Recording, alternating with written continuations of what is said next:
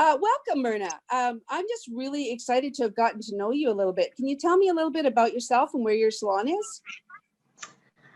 Hello. So my salon is here located in Edmonton, just south of White Avenue in the Old Strathcona area.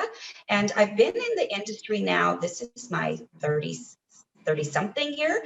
I've done all sorts of things from back in the day. I was at some of the very big salons of Edmonton with giant teams, and I've been doing chair rental for the last probably 12 years. And then 2 years ago, last week, I believe, I opened my own little studio by myself. So yeah.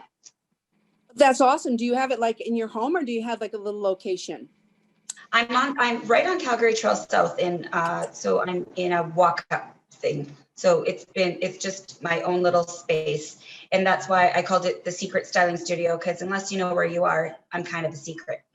Well, that's really awesome. So when we were talking a little bit about opening a group and just kind of reaching out, I know sometimes as an independent, it's really hard to get that second income stream. And the only time you're ever making any money is when you're actually chopping off the hair.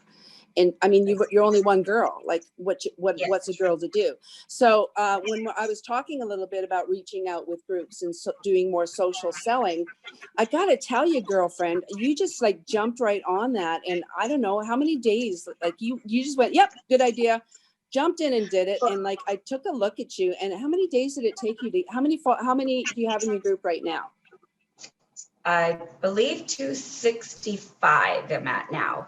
And just as a disclosure, I was hesitant myself as well, because I didn't know, because I am a sole proprietor and I have a limited number of clientele, I didn't know if that was actually for me. Like, I thought it'd be easier if I had a team. So I launched it Thursday, the same day the announcement comes out that we're reopening. I'm like, oh my gosh, what have I done? Because I now have to book 100 appointments as well.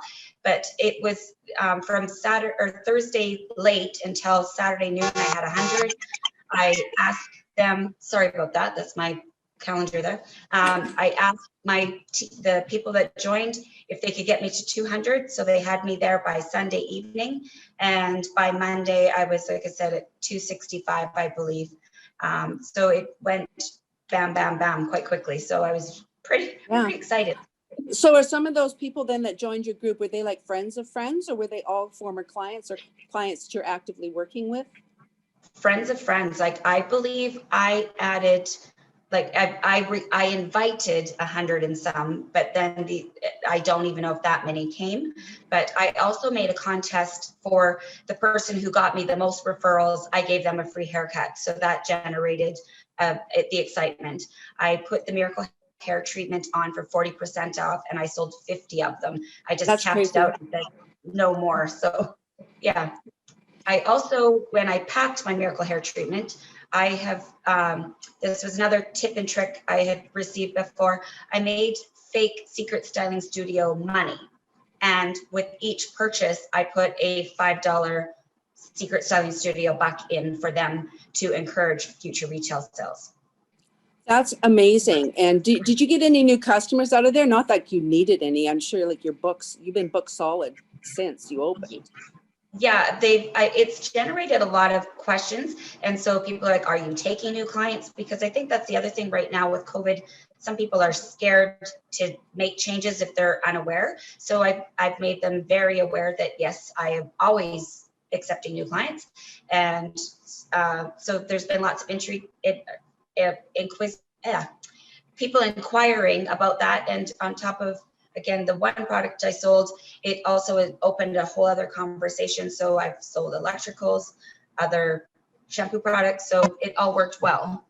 Well, that's been really the remarkable thing about it, because I'm really all about taking owners. Small owners are like you're my jam. I just, and to see small owners be able to, I just would like you guys to be able to get out from the chair a little bit, feel free to take a day off, and know that there was still some income coming in.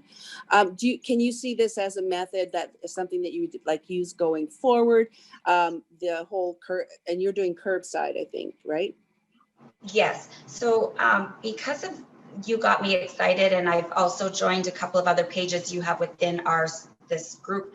I'm seeing other things. So I'm actually right now talking to two different estheticians, one that provides Ayurvedic treatments, one that does a little bit more traditional aesthetics. And we're trying to put together a Valentine's package as well. And I started a contest again, just to keep the momentum going. So there'll be again another prize, which I'll introduce another product, so that again it keeps people interested, as opposed to, well, I don't want to be a one-trick pony and just give them a deal, make them work for it, and I want engagement. So this is so far is working really well. So Yeah. and having the, again, people that I don't know yet come on board and be very supportive as well. And I think they're really wanting somebody that can tell them what their hair needs are, and being, they don't have to worry about offending their stylist, because their stylist might not necessarily know they've joined my group. So yeah. Well, that's the whole thing with the group, is like not only get in front of your 100, but to get in front of 100 of somebody else's clients. And I know that right now, what you had said was really key, how to sort of keep that engagement and bring a lot of value to your program. I have a lot of ideas for you on that, by the way. Like, I haven't even touched on what other applications that you can have for your group. My main goal for a lot of you is to be able to monetize another stream, and that video consultation area and doing that type of thing is a huge growth area right now. So I love that you did that. Now, when you did your one more, I know you've got clients coming in right away. One more question for you. You had said that you had co-opted with a couple of estheticians who are also independents. Is this something that's going to be working towards you? Like, again, looking at how, like, you are really busy already. Like, to me, I think that I want you to open you another money stream. Can you see that this would be that for you? Definitely. Two things that your group has done is, the other thing is that you're reminding me that we need to be aware of what our value is and who our client is.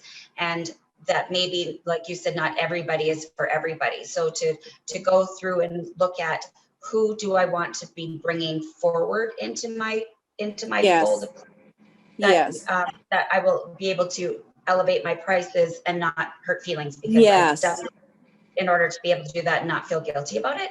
And again, if to have that there, that I have all, and it keeps going, I have all of that back there to be making the money for me, as opposed to me having to do all of the work, is huge, because I've been in the industry over 30 years. So I need to figure out how I'm going to retire, especially when our government puts us on holidays for 16 weeks. Exactly. And how are you going to grow? Like, how can you make this be more than a job? How can you make it be at one time where you do not have to stand behind the chair and be trading your time for money? Now, one of the things that you mentioned that I would like to just mention to you, because you're so awesome, is I have an entire little package on branding, on how to sort of speak that one thing and speak to that one client, and how, in my humble opinion, just watching you and looking at your page and your work and your experience, you have stellar work. You have amazing experience. You have credentials until hell wouldn't have them.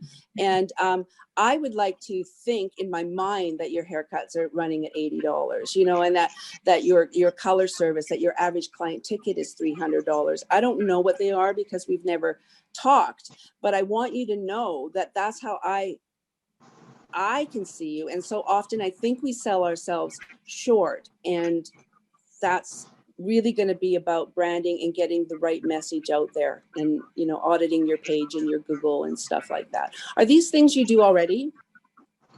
I'm working to that. Again, with being a sole proprietor, sometimes I don't, like, before, when I was a commission stylist, the management raised my prices and did that for me. And so it's a little bit trickier to be the one person and then go, yes, please, I would like more money. You know what? That's a whole conversation right there, because one things that we do as hairdressers, we want to make the world beautiful, but I think we underprice ourselves a lot. The only reason I don't do hair anymore is I can't afford to. It just became so much work. And I want to give everything for free because we love our people. And the closer you are to your client base, the less you want to do that. But I want to tell you right now, and anybody who's listening, the only person who knows what you're charging them is you. And lots of times, just like you've gone and paid for something, you don't even look at your credit card receipt. You're going to say to them, I'm going to raise my prices. And they're going to go, oh, how much were they? How much is it now? Like that, they're not as focused on it as you are. And I think being able to line you up with who you are, and you get your social in. It's like when you walk into the Westin Hotel and they charge you $250 for a haircut. I mean, for a room, you're getting a deal. If you walk into Super 8 and they do, you're being ripped off. So you're speaking to me of value.